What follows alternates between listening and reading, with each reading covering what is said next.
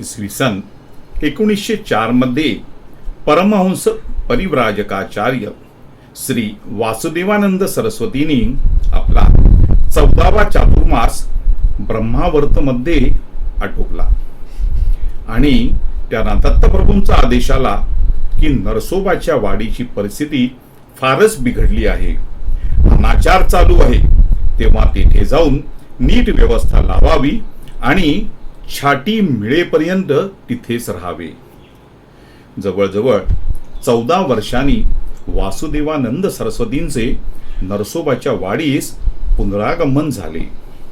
येताच श्री पादुकांचे दर्शन घेऊन श्री नारायण स्वामींच्या पवित्र समाधीला वंदन करून ते ब्रह्मानंदाच्या माडीवर जाऊन बसले.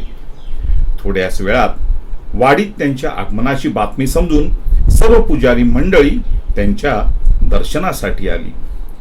नरसोबाच्या वाडीत वासुदेवानंद सरस्वतींची दिनचर्या अशी असे. पहाटे 4 वाजल्यापासून योग प्रक्रियेचे शिक्षण, सूर्योदयापूर्वी शौच, मुखमार्जन आणि स्नान, नित्यपूजा, देवदर्शन, संध्या ब्रह्मकर्माचे शिक्षण, मध्यान्ह काळचे अन्निक, 3 ते 7 घरात भिक्षा, जेवणानंतर ज्योतिष, वैद्यक, मंत्र, तंत्र यांच्यावरील प्रश्नांची उत्तरे, थोडा वेळ पत्रोत्तरांचा कार्यक्रम. 4 वाजल्यापासून श्रीमद भागवतातील वेदस्तुती आणि ब्रह्मस्तुती यावर प्रवचन, कधीकधी गुरुचरित्रातील कठीण विषय समजून देणे. संध्याकाळची संध्या संगमावर, तेथेही काही विषयांची चर्चा. श्रींच्या पालखीची 3री प्रदक्षिणा सुरू झाल्यानंतर संगमातून देवाकडे यायचे आणि देवांना वंदन करून मठात परत जायचे. रात्री 12 ते 1 पर्यंत मंडळी बसलेलीच असत. छाटीवरच 2 ते 3 तास निद्रा. याच काळात दीक्षित स्वामींना श्री दत्तात्रय महाराजांच्या आज्ञेवरून वासुदेवानंद सरस्वतींनी दंड देऊन त्यांना आपला अनुग्रहित केला आणि त्यांचे नाव ठेवले श्री नृसिंह सरस्वती. एके दिवशी पालखी चालू असताना दर्शन करून वासुदेवानंद सरस्वती वर येण्यास निघाले. काही पायऱ्या चढून जाताच त्यांची समाधी लागली आणि हातातील कमंडलू कट्ट्यावर पडला, पण फुटला नाही. समाधी स्थितीतच वासुदेवानंद सरस्वती हळूहळू येऊन श्री नारायण स्वामींच्या मंदिरात जाऊन बसले.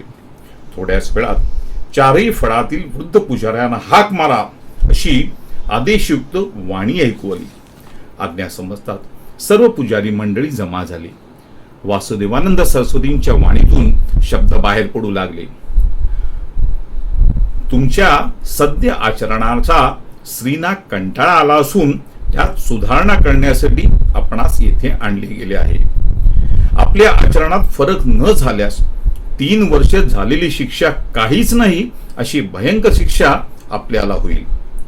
वाडीतले ब्राह्मण भयभीत झाले, परंतु श्रींचा रोष जाण्यास काय करावे याचे उत्तर काही मिळाले नाही. याच मुक्कामात तात्यासाहेब इनामदार यांना वासुदेवानंद सरस्वतींनी 2 नारळ प्रसाद म्हणून दिले आणि त्यांना लग्नानंतर 42 वर्षांनी एक मुलगा आणि एक मुलगी झाली. याच मुक्कामात अनेक लोकांनी येऊन आपापली मनोरथे पूर्ण करून घेतली. पुजाऱ्यांच्या प्रार्थनेवरून वासुदेवानंद सरस्वतींनी आचरणाचे काही नियम करून दिले, परंतु सर्वांना काही ते पसंत पडले नाही. पुढे पुजारी मंडळींनी श्रींचा कट्टा धुण्याचा प्रतिवार्षिक समारंभ करून 2 महारुद्र केली. दोन्ही पूजनास श्री वासुदेवानंद सरस्वती स्वतः बसले होते. दुसऱ्या महारुद्राची सांगता झाल्यानंतर पुजाऱ्यांनी श्रींची एक छाटी वासुदेवानंद सरस्वतींच्या अंगावर घातली. पूर्वीच सांगणे झाल्यावरून छाटी मिळताच उत्तरेकडे जाण्याची आज्ञा मिळाली आहे असे मानून बरोबर 48व्या दिवशी श्री वासुदेवानंद सरस्वतींनी वाडी सोडण्याचा आपला मनोदय सर्वांना कळविला. नेमका श्री नारायण स्वामींचा पुण्यतिथीचा उत्सव 4 दिवसांनी असल्याने त्यांचा मुक्काम 4 दिवसांनी वाढला. प्रयाणाच्या दिवशी सकाळी 10 वाजल्यापासून स्त्री पुरुष आबालवृद्ध मंडळी यांची वासुदेवानंद सरस्वतींचे दर्शन आणि प्रसाद घेण्यासाठी ही झुंबड उडाली. शेवटी संध्याकाळी 4 वाजता वासुदेवानंद सरस्वतींनी आपल्या छाट्या उपनिषदांची पोथी दंड कमंडलू घेऊन उठले आणि श्री पादुकांच्या दर्शनार्थ मंडपात आले. श्री सन्निध बसून त्यांनी प्रार्थना केली. 4ही फडातील पुजाऱ्यांना स्वहस्ते पुष्पप्रसाद देऊन उपदेश केला की आपल्या पूर्वजांप्रमाणेच सदाचार न सोडता श्रींची सेवा करावी, म्हणजे सर्व संकटातून पार पडाल. नित्य ब्रह्मकर्म झाल्यानंतर थोडे तरी गुरुचरित्र वाचल्याशिवाय अन्न ग्रहण करू नका, म्हणजे काहीही कमी पडणार नाही. वारंवार हेच सांगणे आहे की श्रींचे पाय सोडू नका. असे सांगून श्रींना वंदन करून वासुदेवानंद सरस्वती उठले आणि मंडपात येतात न येतात तोच 10-15 मुले उभी राहून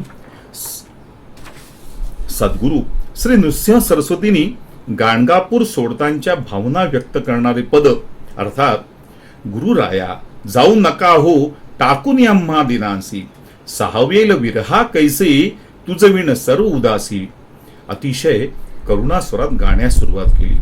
सर्वांच्या डोळ्यातून अश्रुधारा वाहू लागल्या. कशी बशी त्यांची समजूत काढून वासुदेवानंद सरस्वती श्री नारायण स्वामींच्या मंदिरात उत्सव मूर्तीच्या दर्शनास गेले. बाहेर येऊन पाहतात तो शेकडो माणसे प्रसाद घेण्यासाठी अजूनही थांबली होती. तेथेच कट्ट्यावर बसून अर्ध्या तासात प्रसादाचे काम आटपून वासुदेवानंद सरस्वती प्रयाणासाठी निघाले. गावातील सुवासिनींनी त्यांना ओवाळले. पुढे भजन करीत श्रींच्या आणि वासुदेवानंद सरस्वतींच्या नावाचा जय जयकार करीत नरसोबाच्या वाडीतील सर्व मंडळी निघाली. सर्वांच्या मधून वासुदेवानंद सरस्वती चालत होते. जागोजागी सुवासिनी उभ्या राहून त्यांच्या मस्तकावर अक्षर टाकून त्यांना ओवाळत होत्या. जोडलिंबाच्या मारुतीपर्यंत सर्व मंडळी आली. तेथे उभे राहून वासुदेवानंद सरस्वतींनी सर्वांच्या अंगावर कमंडलूतील पाणी शिंपडले आणि वर हात करून सर्वांना आशीर्वाद देऊन परत जाण्यास सांगितले.